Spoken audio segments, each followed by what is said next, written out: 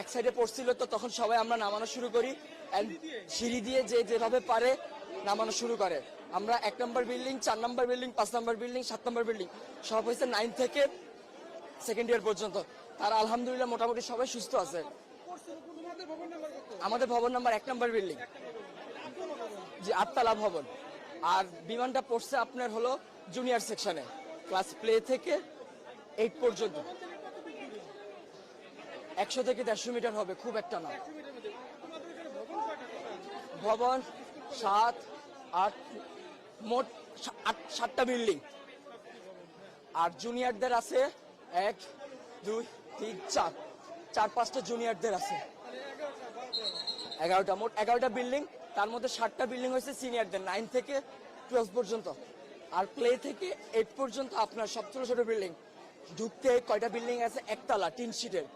আবার একটু সামনে গেলে ক্যান্টিনের সাথে 3 থেকে 4 তলা। হ্যাঁ, ওখানে জুনিয়ররা থাকে। ছুটি হবে একটু পর, একটু পর সবাই ছিল।